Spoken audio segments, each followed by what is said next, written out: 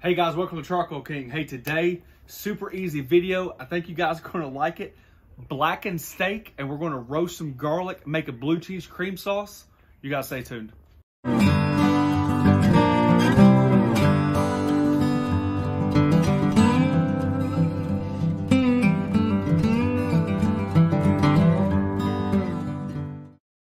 All right, so let's go over the list of ingredients real quick. Let's see what we got here. Basically, this is nonsense. This is just what we're having for dinner. I got some broccoli I'm going to put on the flat top. We're going to cut up some onion, some mushroom, a little sauce. That's not necessarily the whole point of the video, but this is. We got some beautiful, beautiful fresh cut sirloins for us. We're going to have some blackened seasoning. We got our blue cheese, our butter. We're going to add that to our cast iron skillet because that's going to help our blackening. And the rest of the butter, we're going to use in our sauce. All right, so this is just kind of like a fun play. Sirloin is very affordable. It's one of those cuts of meat to where I think it has a lot of leeway, a lot of give. Versatility. Thank you. And me and my mother-in-law absolutely love blackened ribeye. We love smoked, blackened, you name it. Matter of fact, just a ribeye in general. As long as they got ribeye, we're on board. But we're not making ribeye. We're not. But that comes down to, since we like blackened ribeye and we got these sirloins and they look so good, I was like, man, what if we blacken these sirloins? Let's roast some garlic, smash the garlic, and then we can melt some blue cheese and some cream and pour it over top. So we're going to try it today. Let's see what we got going on. All right. Any run-of-the-mill blackened seasoning is going to do. These are just the two I choose. This is in my little local section. It's funny, it's local, but it's not even, it's made in Louisiana and it's in my local section, so who knows, but I like it. All right, so if you follow me, you know dang well the girls don't like anything spicy, so we're going to have them something else tonight. But we're just going to season this pretty liberally. I didn't put the butter on there. Let me tell them this one's got the kick. This one's got some heat to it. This is more just of a seasoning base, but I like the combination of the two. So that's what we're going for. And don't be scared to over season it. I think the meat can handle it. So just want to flip these around. I got our flat top. We'll go over the flat top heat in just a second. I've got one eye on high. The next one is off. And the other one is on high, just to get the temp on the flat top a little hotter. There we go. All right, guys. So we got the butter melting in the cast iron skillet.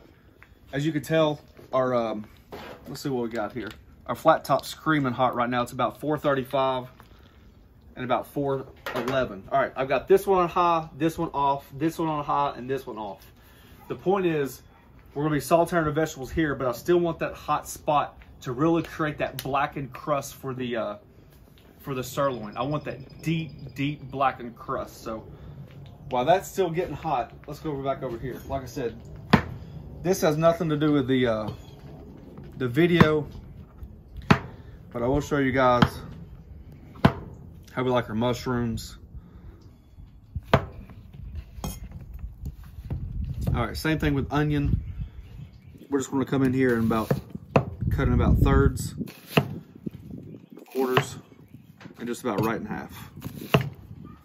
All right. Avocado oil, right down.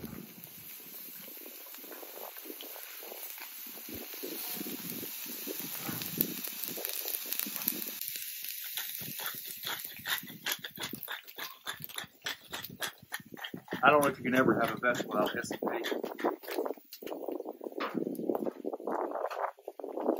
I have to salt it over here because the wind's taking it down there.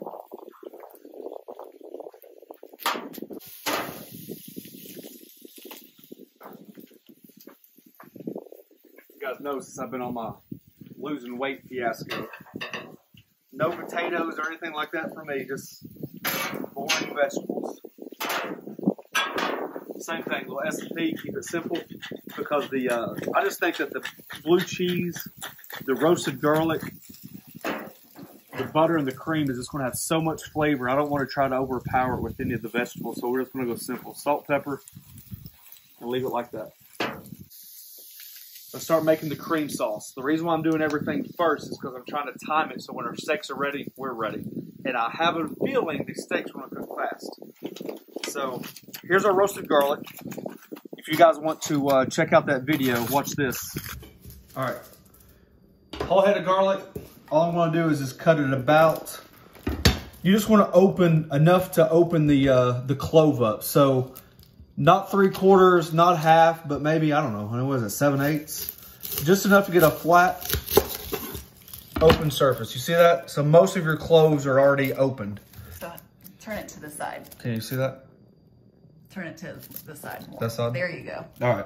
And the point is once you roast this, you'll just be able to squeeze the garlic right out of it. So we got aluminum foil here, just a little avocado oil. Doesn't take much. I don't salt, I don't pepper. I don't think it's necessary. I'm not trying to season the garlic. I'm trying to use the garlic as seasoning. All right. Oven at 350. 1 hour. All right. Now that you saw how we do the garlic, let's come over here. I'm going to take just a little bit of butter. Be careful, guys. This cast iron is going to be hot. And pour it right on top of our blackened. Not a lot. Just like that, okay? Now the rest of it, you guys can see, is going to be... How much do you think is left? Well, that was probably 1/4 of a stick, so that's probably 8. So that's probably 2 tablespoons. So look, now that the garlic's all roasted, all we're going to do, pinch from the bottom, and it's like, oh God, just garlic. Now you guys might think, man, that's a lot of garlic, but trust me, once you start roasting garlic, it almost becomes an addiction. I don't know if you can have too much roasted garlic. It's like candy. It's good. It is, and it smells the house. Oh, the house just smells incredible. All right, let's get this in here. I try to think of every utensil and everything I need possible before I come out here. Sure enough, I forgot my dang little spoon. Let me go get it. All right, guys, you see that garlic and that butter going at it? All we're going to do is mash that garlic and make like a garlic paste and butter.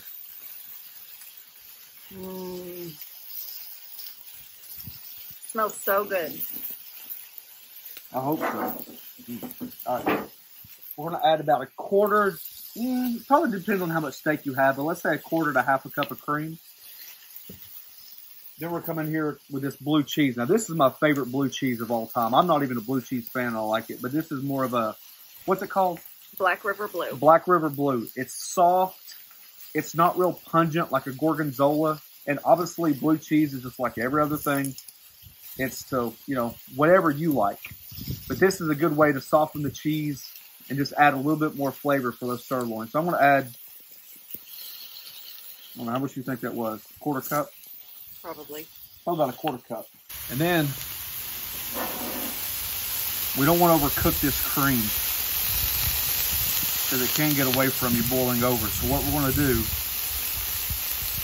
is just move it off to the side and we'll come back to it, okay? So we're just going to let it do its thing. You see that? Those chunks of blue cheese. I don't like it smooth either, so just keep it right there. All right. Because this side is off. No, this side's high and this side's high. There's a lot of residual heat because of the heat plate in the camshaft. But you have 4 burners. I do. That's what I said. Off, high, yeah. Off, high. Yeah, sorry. You're right. Don't tell them. What was that? Don't tell them. You're right? No. We'll edit that out. I'm the editor-in-chief. That'll never make production right there. All right.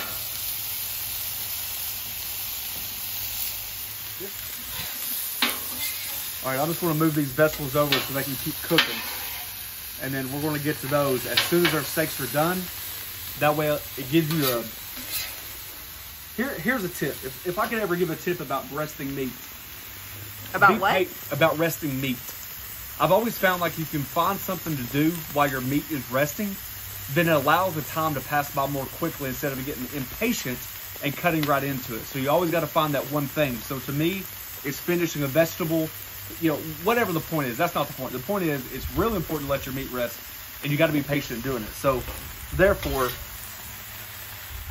we're going to do our vegetables last. That way, it gives our meat a chance to rest. Okay. You guys see how bubbly it is? You guys can hear the vegetables, and this area right here is off. There's just so much built up heat on the camp chef that you can really get away with it. See how much it's thickened now? It's melting that blue cheese, the roasted garlic's getting in there. Let's see where we're at. Yep, we're there. All right. Remember, I just put a little butter down, not a lot. We're trying to get that intense sear on these steaks. And remember, there's a difference between blackening and burning. So let's see if we can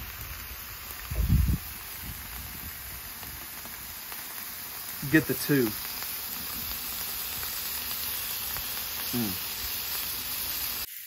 All right, guys, so while my steaks were blackening, all I did was move my blue cheese sauce off the flat top. It was getting a little too hot.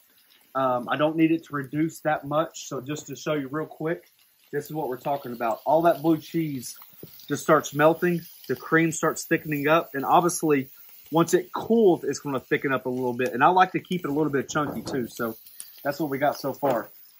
And here we go. Remember, we buttered one side of the steak because there's going to be a lot of butter on there. You don't need to do both sides. Obviously, you can if you want to. But let's see what we got here.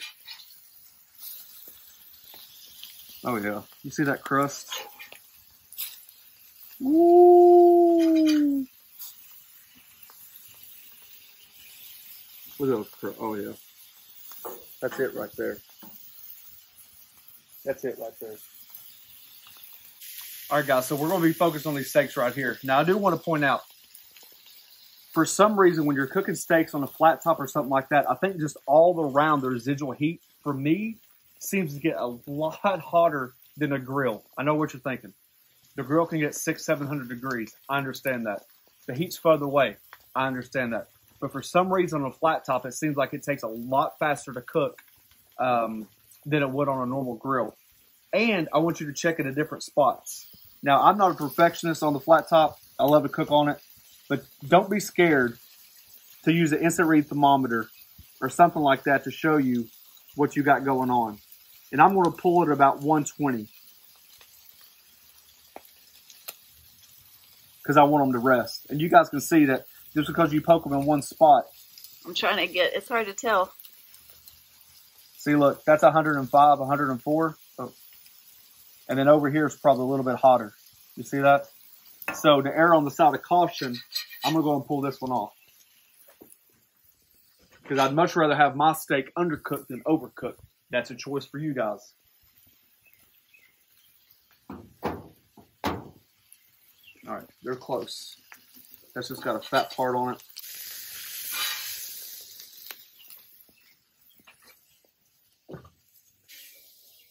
Take this one off. I'd much rather have it on the rare side for me and my personal taste than on the done side. All right, guys, I get asked all the time, and I'm going to show you real quick, how do I clean my grill? How do you do this? How do you clean it? How do you clean it? I think it's just like good cast iron. It's all about temperature. You can actually start cleaning your grill before you're even done. So that's what we've done. We turn this eye off. It allows the food to release. It's not as intensive a heat, and you don't have to worry about burning. Turn this one down to low. There's so much heat on there, guys, you don't have to worry about it. So for me, my broccoli's probably done. Okay, just remember, just salt, pepper. I didn't dome it. I didn't steam it. Just sauteed it right on the flat top. You guys see that sticky stuff from the caramelization of the onion? Just go ahead and wipe it off real quick. What are you using? See, just a bench scraper. See, you just want to get as much food off there as you can before you keep going. That way it's almost like as clean as you go. And obviously this is just the way we like to finish our onions and mushrooms when we have steak. A little W sauce and hit it with just a little bit of steak sauce. Nothing fancy. Just like that. Everything's turned off.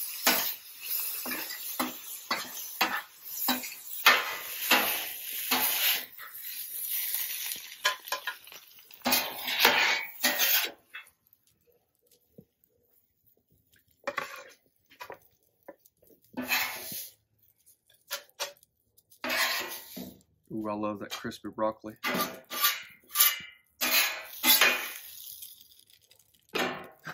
Isn't this called like a one-pan dinner?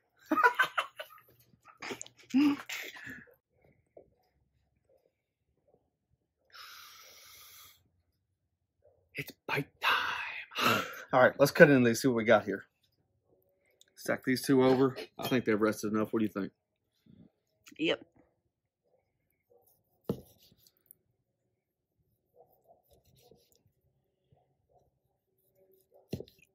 See, leave it on that flat top right there to try to get that crust. You could be moving them a little bit more.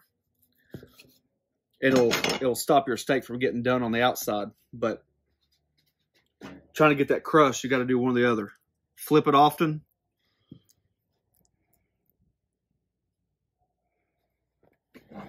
Ooh. Mm. Mm.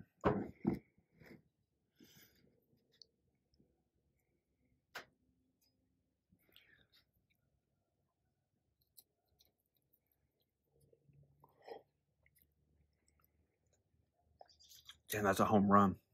God, that garlic is so intense. Mm. You know what we just made? Like a blue cheese Alfredo. The intense heat of that blackened seasoning knocks it out of the park. And that meat can handle it. That's a good choice. Mm.